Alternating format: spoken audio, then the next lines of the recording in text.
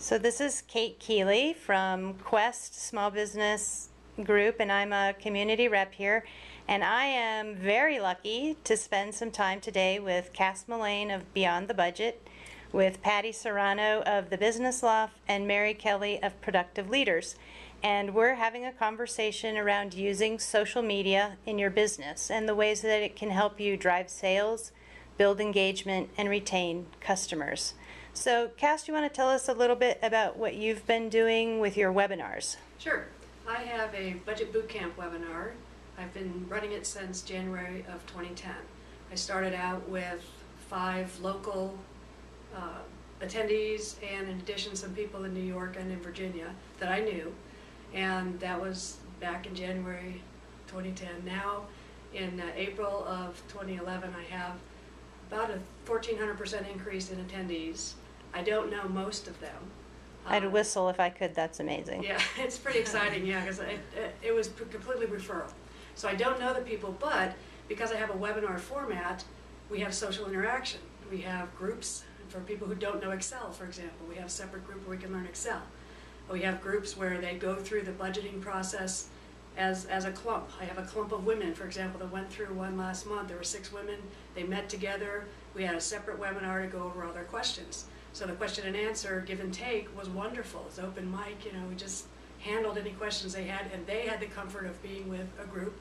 They happened to be all together, so it was really easy to conduct that. And that's, you know, it just grew like crazy. So you started out face-to-face with people, and then you were able to maintain and really grow those relationships by staying in touch with them on the web, yes, right? And what happened is a number of them came out as coaching clients because I'm a business and personal coach. And from the webinars, I've gotten roughly 10 to 12 people per webinar, so that's what, out of 30 people, that's 30%.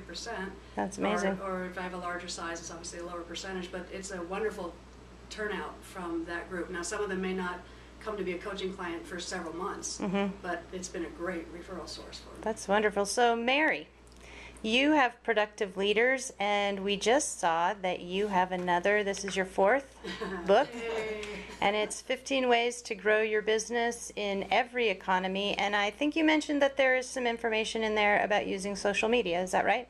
Yes, thank you so much. In one of the chapters, I do talk about marketing while you sleep. And of course, what I'm talking about is making sure that your online presence truly reflects the business that you have. I only started with social media in the fall of 2008 as well. I had just come out of the military, and that wasn't something we did in the military. So when I started in the fall of 2008, I had 0 followers, did not know the difference between a blog and a swamp animal, and had no idea how to use any of it. I love your analogies. And now it's grown rapidly to where I have great connections on LinkedIn. I use my LinkedIn connections to not only foster and maintain current business relationships, but also to find new business relationships. Particularly, one of the ways I use LinkedIn is to find people that I know I want to do business with, or people I want to reconnect with, particularly classmates, people that I may have worked with in the past, and just with moving all over in the military, I may have lost them.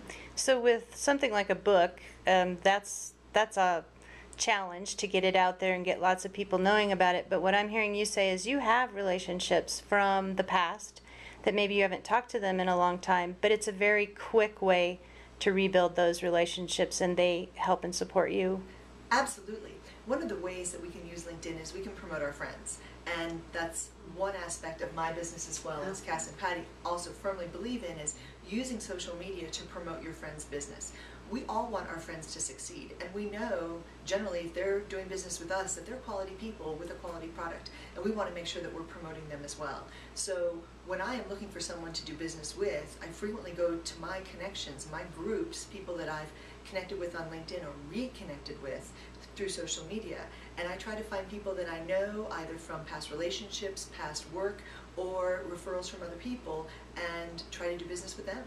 So I remember Mary saying, and also Patty, that we were talking about, is it better to have 15,000 followers on Twitter or fans on Facebook, or a smaller quality group of people? Patty, do you want to comment on that?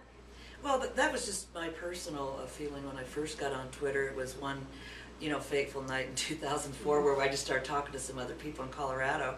We didn't know each other. We were just making comments, and that's when I really realized kind of the organic wonderfulness of social media.